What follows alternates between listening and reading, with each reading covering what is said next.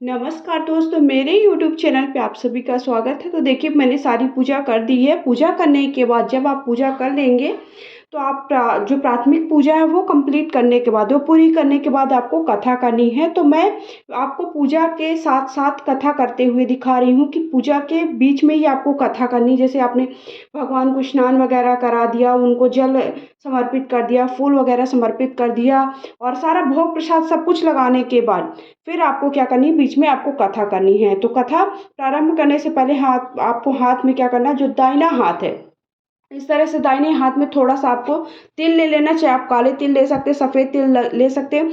चावल को छोड़ कर के आपको चावल नहीं लेना है। आप चाहे गेहूँ, जवा कुछ भी ले सकते हैं, लेकिन आपको केवल चावल नहीं लेना है। क्योंकि आप जानते हैं कि एकादशी के दिन चावल नहीं चढ़ता है। और निर्जला एकादशी सभी एकादशियों में बहुत ही ख़ास एकादशी होती है और बहुत ही कठिन एकादशी होती है। क्योंकि ज्येष्ठ के महीने में अर्थात जून की भरी गर्मी में ये एकादशी व्रत रखा जाता है। इसलिए हमें क्या होता है, इसके नियम और जो नियम होते हैं उनका पालन करते हुए ये व्रत रखना, ताकि व्रत में कोई भी परेशानी ना हो और हमारा व्रत खंडित ना हो, व्रत हमारा पुण्य फल को देने वाला हो। तो अब हम कथा प्रारंभ करते हैं। तो सबसे पहले हाथ में थोड़ा सा कुछ भी तिल ले लीजिए, काला या सफ़ेद तिल, और थोड़ा सा पुष्प ले लीजिए। उसके बाद कथा प्रारंभ करते हैं। तो इस तरह से एकादशी व्रत की कथा की किताब आपको आसानी से कहीं एक पर बार भी। राजा भीमसेन ने वेद व्यास जी से कहा कि उनके सभी भाई और माता कुंती एकादशी व्रत का पालन करते हैं। वे दान पुण्य पूजा पाठ सब कुछ करते हैं, लेकिन समस्या यही है कि वे बिना भोजन के नहीं रह सकते हैं। इस पर व्यास जी ने कहा कि तुम स्वर्ग को अच्छा नरक को बुरा समझते हो, तो तुमको हर माह के दोनों पक्षों की एकादशी को व्रत करना चाहिए। उस दिन अन्न नहीं खाना चाहिए। इस पर भीमसेन ने कहा कि वह पहले ही बता चुका है कि वह भूख बर्दाश्त नहीं करता है। उसके पेट में व्रत नामक आग है जो बार बार भोजन करने के बाद भी खत्म नहीं होती है। बिना भोजन किए वह नहीं रह सकता। भूख के कारण वे उपवास नहीं रख सकते। भीमसेन ने व्यास जी से कहा, आप कोई ऐसे व्रत के बारे में बताएं जो पूरे साल में के एक बार ही रखना होता है। उसके पुण्य प्रभाव से पाप मिट जाते हैं, स्वर्ग की प्राप्ति हो जाती है। इस पर व्यास जी ने कहा, हर माह में दो एकादशी हैं, शुक्ल और कृष्ण। सभी एकादशी व्रतियों को करने से व्यक्ति के जीवन मरण का जो चक्र है वो मुक्त हो जाता है और मोक्ष की प्राप्ति होती है।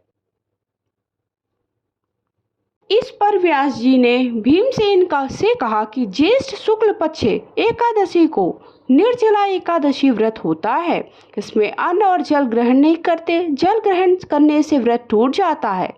सूर्योदय से द्वादशी के सूर्योदय तक बिना अन्न जल के उपवास रखते हैं। द्वादशी को ब्राह्मणों को दान भोजन आदि कराकर व्रत का पालन करते हैं। इस व्रत के पुण्य से वर्ष के पूरे महीने में एकादशी व्रतों का फल पुण्य मिल जाता है, पाप मिटते हैं, मोक्ष प्राप्त होता है। व्यास जी के बताए अनुसार भीमसेन ने निर्जला एकादशी का व्रत किया। भगवान विष्णु की विधि विधान से पूजा की। इस व्रत के प्रभाव से उसके सारे पाप मिट गए। जीवन के अंत में उसको मुक्ति मिल गई। इस तरह से जो भी निर्जला एकादशी का व्रत करता है, इस कथा को सुनता है और पढ़ता है, वो सारे पापों उसके नष्ट होकर के उसे मोक्ष की प्राप्ति होती है। साल 2024 में निर्जला एकादशी की तिथि की शुरुआत देखें 17 जून से चालू हो गया था 4:43 पर। ज्येष्ठ शुक्ल एकादशी तिथि का जो समापन है वो 18 जून को सुबह 7:28 पर है। निर्जला एकादशी व्रत हमें 18 जून को रखना है, क्योंकि उदया तिथि के अनुसार पूरे दिन व्रत का प्रभाव 18 जून को है, इसलिए हमें व्रत 18 जून मंगलवार को रखना है। पारण हमें 19 जून को सुबह 5:24 से लेकर के 7:28 के बीच में करना है, क्योंकि द्वादशी तिथि तभी समाप्त होगी। तो द्वादशी तिथि पर ही हमें व्रत का पारण करना होता है। तो आपको व्रत कब रखना है? एकादशी आपको 18 जून को रखना है और पारण 19 जून को करना है। निर्जला एकादशी भगवान विष्णु की साधना का दिन है। यह एकादशी सभी पापों से मुक्त, जो जाने अनजाने में पाप हमसे हो जाते हैं उनसे मुक्ति दिलाती है। साथ ही भक्तों को भगवान श्री हरि विष्णु द्वारा आशीर्वाद दिया जाता है और सभी सुख समृद्धि और आनंदित जीवन प्रदान किया जाता है। यह भी माना जाता है कि निर्जला एकादशी व्रत का पालन करने से मृत्यु के सभी व्यक्ति को मोक्ष प्राप्त हो जाता है। व्रत का पालन करने वाले को मृत्यु के बाद विष्णु के दूत बैकुंठ तक ले जाते हैं, ऐसा माना जाता है। इसलिए निर्जला एकादशी का व्रत हमें अवश्य करना चाहिए।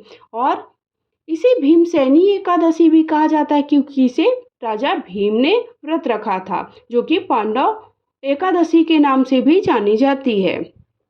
निर्जला एकादशी के दिन भगवान विष्णु के पूरे समर्पण के साथ पूजा करें। भक्त अपने स्वामी को तुलसी के पत्ते, फूल, फल, मुंह में पानी वाली मिठाई चढ़ाते हैं।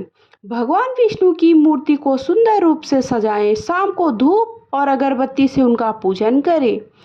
निर्जला एकादशी व्रत के पालनकर्ता को पूरी रात जागते रहना चाहिए, इसलिए वे इस अवसर पर आयोजित भजन कीर्तन में भी भाग ले सकते हैं, मंदिरों में भी जा सकते हैं।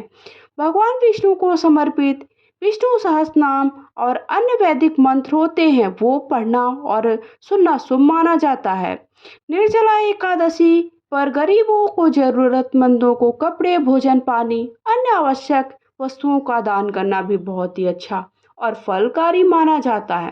अंत में निर्जला एकादशी की कथा सुने, या फिर आप गणेश जी के बाद श्री हरि की भी आरती कर सकते हैं। आरती करने के बाद और दान पुण्य करने के बाद हमारा व्रत पारण करना शुभ और फलकारी और पूरा फल देने वाला माना जाता है। संपन्न होने के बाद आपको इस तरह से क्या करना है, जो आपने हाथ में पुष्प लिया है और ये जो आपने तिल लिए हैं वो आपको भगवान के सामने छोड़ देना है, और पूजा में जो भी गलतियां हैं उसके लिए क्षमा याचना मांगना है, और फिर उसके बाद आपको आरती करना है।